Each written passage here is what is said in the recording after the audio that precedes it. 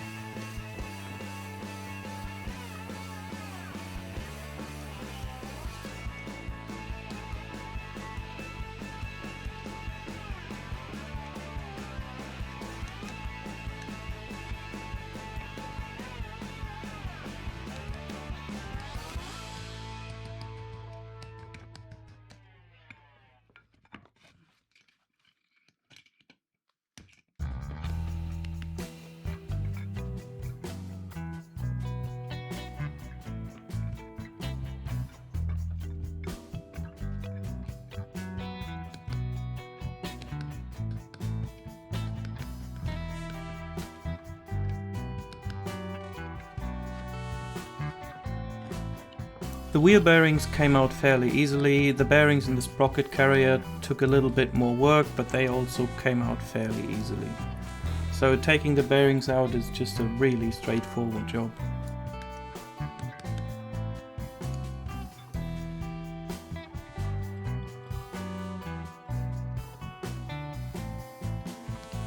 Now the next thing I'm doing here is cleaning up the speedometer drive, which is it's still in working condition, but it's not moving as smoothly as it could.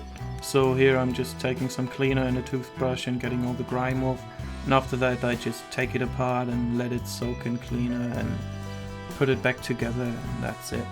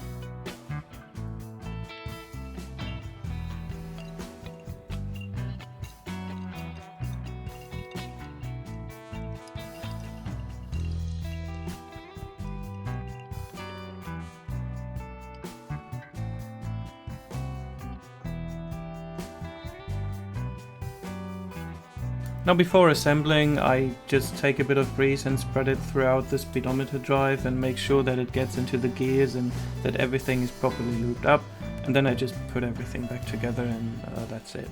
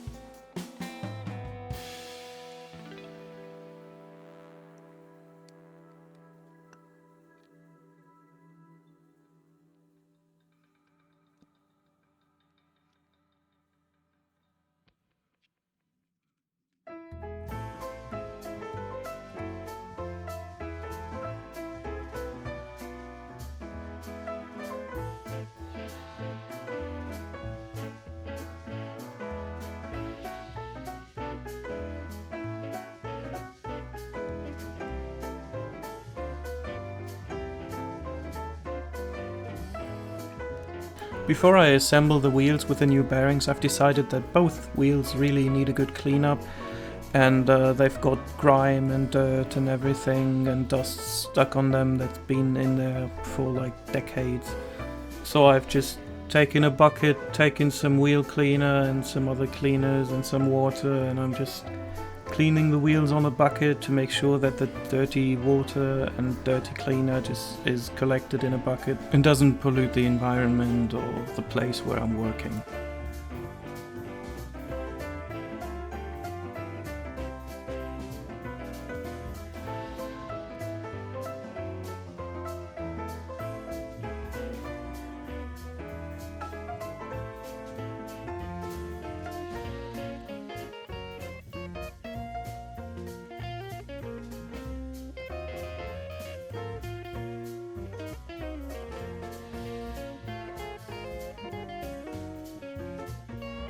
And after cleaning everything thoroughly, it's now time to reassemble the wheels with the new bearings.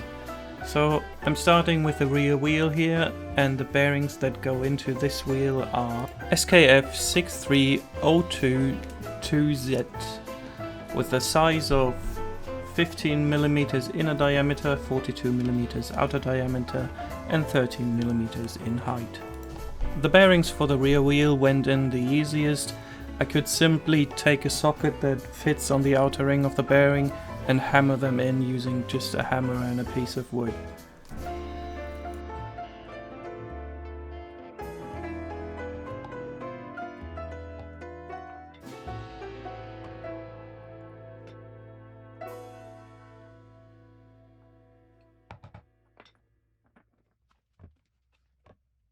The bearings for the front wheel are SKF 63004-2RS with an inner diameter of 20, an outer diameter of 42 and a height of 16mm.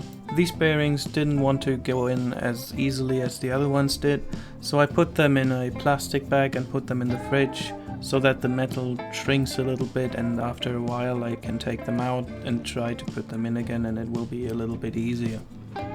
The bearings for the sprocket carrier are SKF 62052Z-C3 with an inner diameter of 25mm, an outer diameter of 52mm and a height of 15mm. The 2Z means that there are two metal gaskets on the outside of the bearing. The originals only had that on one side and one of the bearings didn't have that at all. It's still the same bearing, and I'm just taking this out to put it in the way it was originally.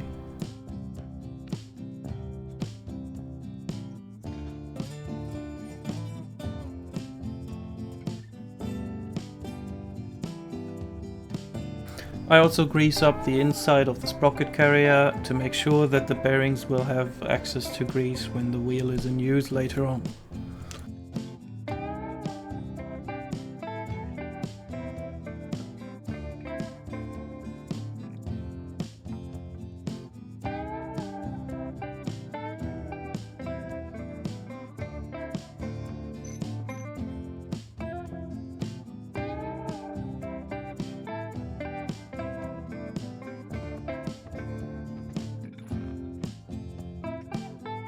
These two bearings are also a bit more difficult to assemble.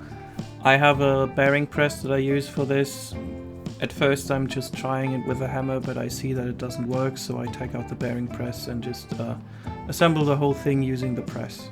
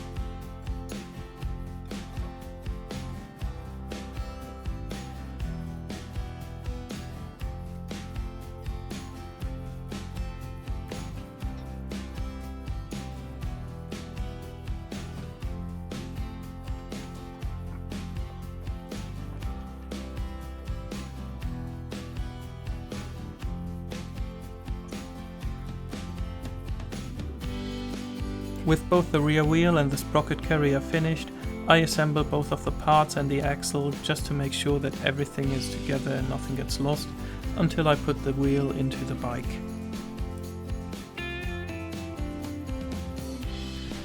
And now for the final part, the front wheel. I take the bearings out of the fridge, and at first I try to hammer them in using a socket on the outer rim of the bearing, but I end up using the press again because it just doesn't really want to go in like this, and I'm afraid that I'll damage either the wheel or the bearing without using the press.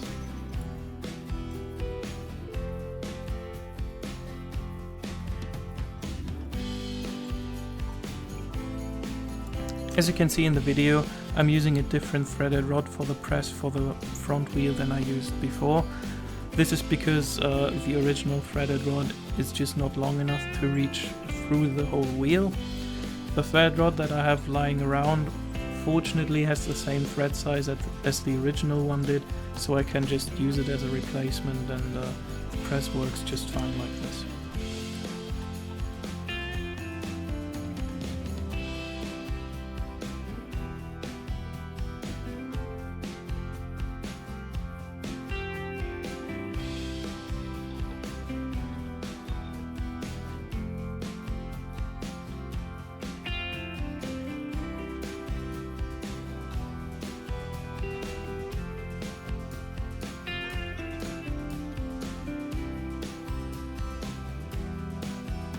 So now for the final step, I put in some grease in the wheel to keep the bearings greased up, and then I put in the tube that goes in between both bearings in the wheel, and then I repeat the whole process with the press one final time to finish up the wheels and to finish up this video.